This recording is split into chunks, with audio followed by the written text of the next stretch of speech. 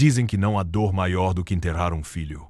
Mas o que me destruiu não foi o silêncio do cemitério. Foi o riso baixo, disfarçado vindo das pessoas que um dia chamei de família. A chuva caía sem piedade naquela manhã, fria, insistente, como se até o céu chorasse mais pelo meu filho do que os rostos sentados dentro daquela capela branca e polida. O som das gotas batendo no vidro misturava-se ao murmúrio distante do órgão. Eu estava de pé, sozinho, no primeiro banco, o mesmo lugar onde anos atrás ele costumava correr para me abraçar, gritando "Pai!".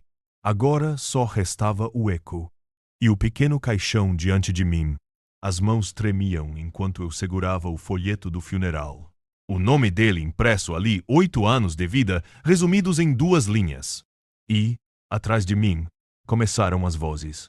Sussurros cortantes, afiados como lâminas escondidas. Nem sei por que ele veio. Coitado! Nunca teve nada. There is in Setter Nors. Kenton Great. Não conseguiu nem dar uma vida decente pro menino. Cada palavra entrava como um espinho. E eu, paralisado, só conseguia olhar para o caixão. Era o único lugar onde ainda havia amor, mesmo que em silêncio. Mas o golpe final veio dela, Lena. O rosto manchado de lágrimas cuidadosamente calculadas. O olhar vazio. E o sorrisinho quase imperceptível sob o véu. Ela chorava para os outros, não para o filho. E quando nossos olhos se cruzaram, vi algo ali não dor, mas triunfo. No final da cerimônia, fui até a mesa para pegar um copo d'água. E lá estava Richard, o pai dela, bloqueando meu caminho. Você não devia estar aqui, disse com aquela voz grave, carregada de desprezo. Você não é mais da família. Antes que eu respondesse, Lena se aproximou. Deixa, pai. Ele sempre quis se sentir parte de algo. Pelo menos hoje ele pode fingir. E sorriu. Um sorriso que me despedaçou mais do que qualquer túmulo aberto. As risadas abafadas da irmã dela ecoaram enquanto eu me afastava. Até o novo namorado dela estava lá, de terno caro, braço em volta da minha ex-mulher, como se tivesse herdado o que um dia foi meu. Saí da capela sem dizer uma palavra. A chuva caía mais forte, encharcando meu terno, mas eu mal sentia. Voltei sozinho para o meu apartamento pequeno, paredes finas, teto manchado de umidade. O mesmo lugar que eles sempre usaram como piada. Sentei-me à beira da cama, o folheto do funeral ainda nas mãos, e sussurrei o nome do meu filho, repetidas vezes, como uma oração que o mundo havia esquecido. Por um instante, senti que nada mais restava. Mas, entre as sombras, uma centelha se acendeu. Não era ódio. Era algo mais frio, mais lúcido. A dor estava ali, viva, mas por trás dela nascia algo que nem eu mesmo esperava sentir. Uma calma perigosa. Um silêncio que prometia resposta. Eles me chamarão de ninguém, mas o que eles não sabiam é que o ninguém já estava prestes a comprar o chão sob os pés deles. E foi naquela noite, sozinho e encharcado de lembranças, que abri o computador pela primeira vez desde o enterro e encontrei o segredo que eles nunca souberam. Naquela noite, o apartamento parecia ainda mais pequeno. O som do televisor do vizinho atravessava as paredes, misturado com o tic-tac do relógio. Um lembrete cruel de que o tempo passava. Mas nada dentro de mim se movia. O folheto do funeral ainda estava sobre a mesa. A foto do meu filho sorrindo, manchada por uma gota de água, ou talvez uma lágrima minha, já nem sabia. Fiquei ali, imóvel, a repetir o nome dele em silêncio. E foi nesse silêncio que algo mudou. A dor começou a se transformar. Não em raiva, ainda não, mas em algo mais frio, mais metódico. Uma voz dentro de mim sussurrou. Eles acham que te conhecem, mas nunca souberão quem tu és realmente. He's Ridley Force. He's Spear and Scave. Lena, o pai dela, toda aquela família vivia à sombra de aparências. Durante anos, fizeram questão de me lembrar que eu era apenas um marido sortudo que a filha deles aceitara por pena. Recordo-me dos jantares de domingo, quando Richard levantava a taça e dizia, rindo, "Ao menos a nossa filha fez uma boa ação, não é, rapaz?" E todos riam, até Lena. Naquela época, eu suportava tudo. Trabalhava em silêncio. Deixava-os acreditarem que eu era fraco. Porque nunca precisei provar nada a quem media valor em carros e relógios. Eles não sabiam. Nunca souberam.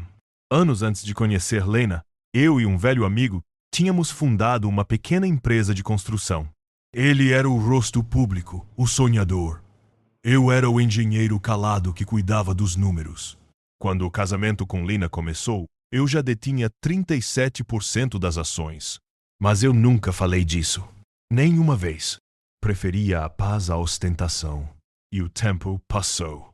A empresa mudou de nome. Cresceu. Multiplicou os contratos. Enquanto eles riam das minhas roupas simples, os dividendos cresciam discretamente numa conta que ninguém conhecia. Era o meu pequeno segredo, o único lugar onde eu ainda me sentia digno. Mas naquela noite, depois do funeral, quando abri o computador e entrei no sistema da empresa, encontrei algo que me fez parar de respirar por um segundo. Entre as novas aquisições de imóveis estava uma morada que me pareceu familiar. Olhei de novo e o coração parou. A rua onde ficava a casa da família dela. Aquela mansão que Richard dizia nunca estar à venda, porque honra não se compra, mas estava lá, marcada como propriedade hipotecada, prestes a ser leiloada. Fiquei imóvel. O cursor piscava no ecrã, o som da chuva lá fora ainda ecoava. Por um momento, pensei em fechar o laptop e esquecer. Mas a imagem do meu filho voltou o sorriso, o grito de "Pai!" E, logo depois, o rosto de Lena, me chamando de ninguém. Foi aí que percebi. A vingança não nasce do ódio. Nasce do silêncio de quem já sofreu demais. Senti uma calma estranha. Não era triunfo. Era destino. O mundo, finalmente, colocava as peças no lugar. Encostei-me na cadeira, respirei fundo e sussurrei. Está na hora de eles aprenderem o preço de subestimar o silêncio. Note of hand. Latham. Na manhã seguinte, ainda com o sol tímido nascendo atrás dos prédios, peguei o telefone e fiz a primeira ligação. Martin, disse eu. Preciso falar sobre uma aquisição. A casa em Westfield. A deles. E assim começou. O plano silencioso. A verdadeira força não está em gritar. Está em saber quando o silêncio fala mais alto. Na manhã seguinte, o sol parecia zombar de mim, tão sereno, tão dourado como se o mundo não tivesse perdido nada na véspera.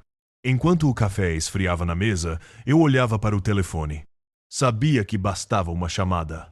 Uma única ligação para mudar o rumo de tudo. E fiz. Martin, a minha voz soou mais firme do que eu esperava. Preciso rever um dossiê. A casa em Westfield. Cima, aquela. A dos Ashgrove. Do outro lado, silêncio.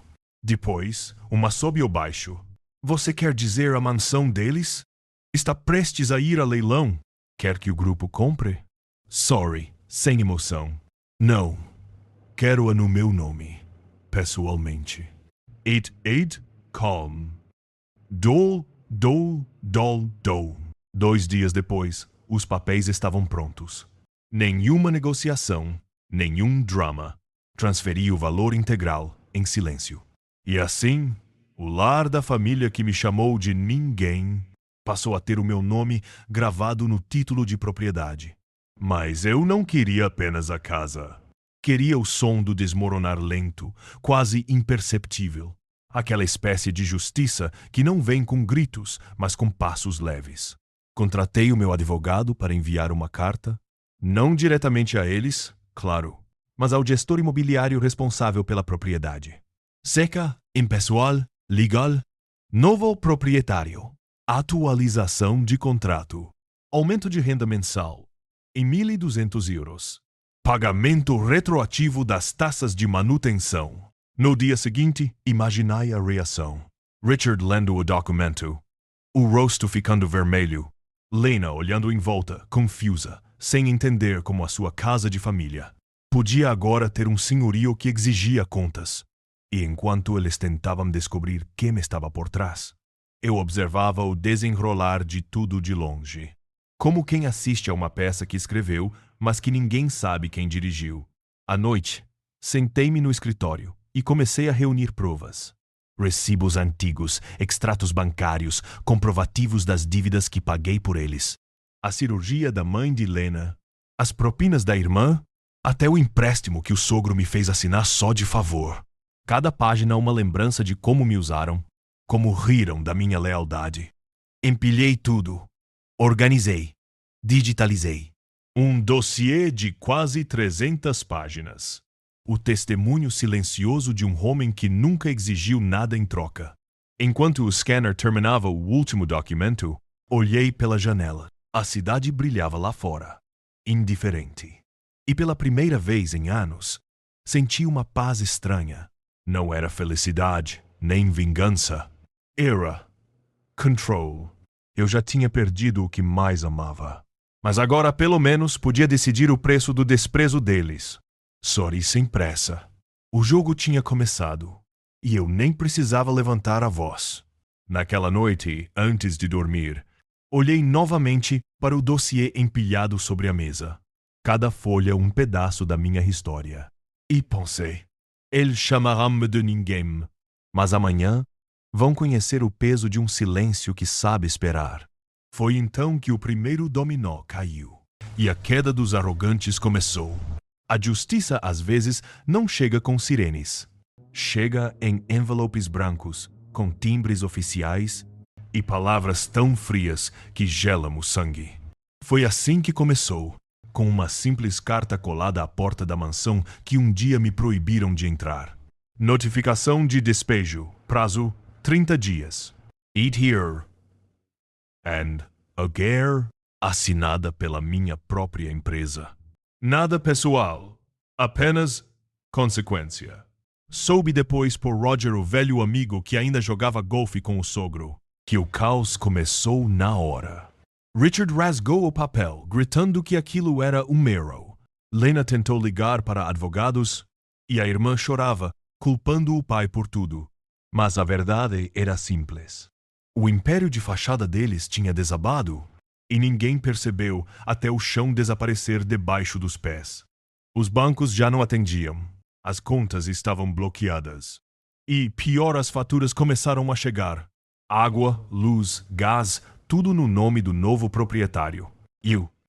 Nos dias seguintes, as mensagens começaram a circular. Lena postou uma foto no Instagram, de robe caro, rodeada de velas, escrevendo na legenda: alguns homens simplesmente não sabem aceitar o fim. A tentativa de vitimização. Mas os comentários? Os comentários eram uma sentença pública. Não eras tu que dizias que a casa estava paga? Cadê o dinheiro da herança, princesa? Parece que o karma não perdoa. Vi tudo em silêncio. Não com prazer, pelo menos não o tipo de prazer que queima. Era um alívio frio, quase melancólico, como ver uma tempestade que finalmente se dissipa depois de anos. Mas havia algo mais profundo nisso. Enquanto eles se desmoronavam, eu percebia o quanto a dor tinha me mudado. Eu já não era o homem desesperado no funeral, nem o marido humilhado em jantares de família. Agora, cada passo que eu dava vinha com uma calma que assustava até a mim. Uma noite, quando Roger me ligou rindo, meio constrangido, disse que Richard andava furioso, convencido de que um jovem investidor qualquer estava a arruinar a família. Ele ainda não percebeu que és tu? Perguntou.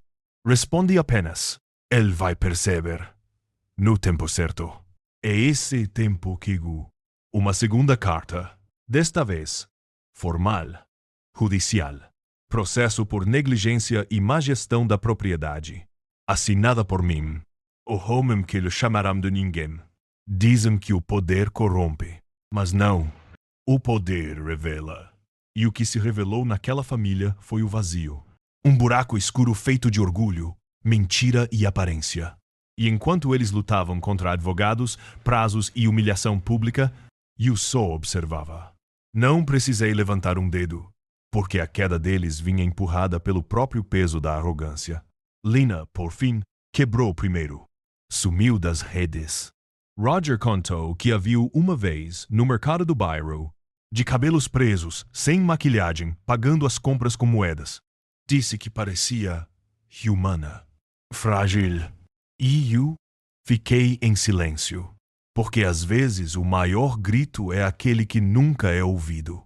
E então, um dia, decidi quebrar o silêncio.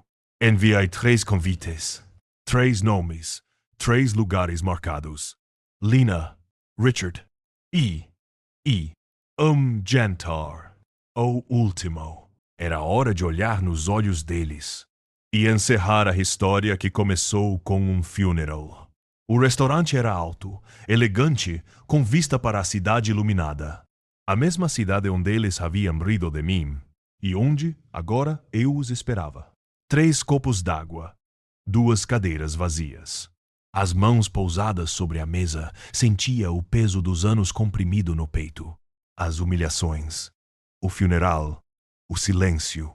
Tudo se resumia àquele instante. Lena chegou primeiro. O vestido já não escondia o cansaço. Havia olheiras onde antes havia orgulho. O perfume caro tentava disfarçar a derrota. "Por que nos chamaste aqui?" perguntou, tentando manter a pose. Logo atrás, Richard apareceu. O andar já não era firme. O olhar já não era altivo. Por um segundo, ele hesitou ao me ver. Talvez porque, finalmente, tivesse percebido. Não havia ódio em mim. E talvez isso o tenha assustado mais do que qualquer vingança. Sentei-me em silêncio enquanto o garçom servia a água. Nenhum de nós tocou nos pratos. O som da cidade, lá embaixo, parecia o eco de uma memória antiga. Coloquei um envelope sobre a mesa. Dentro, cópias dos documentos. Os recibos das dívidas que eu pagara, os contratos de empréstimos que eles me deixaram assumir, as provas do que suportei em silêncio enquanto me chamavam de ninguém. Richard abriu, folheou algumas páginas e parou. O rosto dele empalideceu. Lena observava, muda. As mãos dela tremiam levemente. "Isto é um acerto de contas?" ela perguntou. Olhei para ela e, pela primeira vez em anos, o meu olhar não carregava dor, apenas calma. "Não, Lena. Isto é um espelho." Silêncio. O tipo de silêncio que pesa mais do que qualquer palavra. Tirei do bolso um segundo envelope menor. Dentro, uma única fotografia. A placa nova na porta da antiga mansão da família. Centro de Apoio à Paz em Luto Fundação Elias. O nome do meu filho. Lena cobriu a boca, sem me acreditar. Richard baixou a cabeça, derrotado. "Não foi para destruir vocês", disse, levantando-me. "Foi para transformar a dor que vocês me deram em algo que valesse a pena." Deixei sobre a mesa o cheque que pagaria o jantar. Nada mais. Sem discursos, sem promessas. Apenas o fim. Enquanto saía, ouvi o som das lágrimas dela. Não olhei para trás. Porque certas feridas só cicatrizam quando deixamos de querer que o outro as veja. Do lado de fora, o vento da noite era frio, mas limpo. A cidade parecia respirar comigo. E, por um instante, senti o peso se dissolver. Como se o perdão, afinal, fosse a vingança mais silenciosa de todas. Dias depois, voltei ao cemitério. Um pequeno rapaz de olhos curiosos segurava minha mão, o menino que eu adotara em honra do meu filho. Deixamos flores no túmulo. Ele olhou para mim e sorriu. "Estou feliz por ser teu filho." E naquele instante, percebi. O ciclo estava completo. Não restava ódio, apenas legado. As semanas que se seguiram ao jantar foram silenciosas. Nenhuma mensagem, nenhum telefonema, nenhuma tentativa de explicação. O silêncio, enfim, tinha mudado de lado. A casa onde um dia fui humilhado, agora abrigava outras histórias. Nos corredores que antes ecoavam risadas de desprezo, ouviam-se agora passos tímidos, vozes quebradas. Pais, mães, gente comum tentando aprender a respirar depois da perda. Lá, entre retratos e flores frescas, uma placa simples de metal dizia: "Em memória dos que foram chamados de ninguém. Que a tua dor se torne propósito." Foi Lena quem me escreveu primeiro. Um e-mail curto, quase um sussurro. Vi a placa. "Sinto muito. Eu não sabia." Li as palavras uma a uma, mas não respondi, porque há dores que não se curam com desculpas e há perdões que só podem ser dados em silêncio. A vida continuou, a empresa cresceu, o meu nome apareceu em revistas, mas nada disso importava. O verdadeiro triunfo não estava nas manchetes. Estava naquele pequeno centro que carregava o nome do meu filho. Num domingo qualquer, voltei ao cemitério. O céu estava limpo desta vez, sem chuva, sem tristeza. Ao meu lado, o pequeno rapaz que eu adotara. Aquele que me ensinara que o amor pode renascer mesmo em solo devastado. Ele colocou um ramo de flores sobre a lápide e murmurou: "Estou feliz que sejas o meu pai." E ali, pela primeira vez em muito tempo, chorei. Não de dor, mas de paz. Porque compreendi que o perdão não é esquecimento, é libertação. E que às vezes o melhor modo de vencer o passado é construir algo que ele jamais poderia destruir. Lena e a família dela desapareceram das redes, dos jantares elegantes, dos sorrisos ensaiados. Mas o meu nome, aquele que chamaram de ninguém, permaneceu, não nas páginas dos jornais, mas nas vozes daqueles que encontraram abrigo, consolo e esperança numa casa que um dia foi símbolo de arrogância. E agora é templo de recomeço. Hoje, quando penso em tudo o que vivi, percebo que o verdadeiro poder não está em humilhar quem te feriu, mas em mostrar que nada pode impedir um coração curado de amar de novo. Dizem que os fantasmas do passado voltam sempre, mas o meu transformei em luz.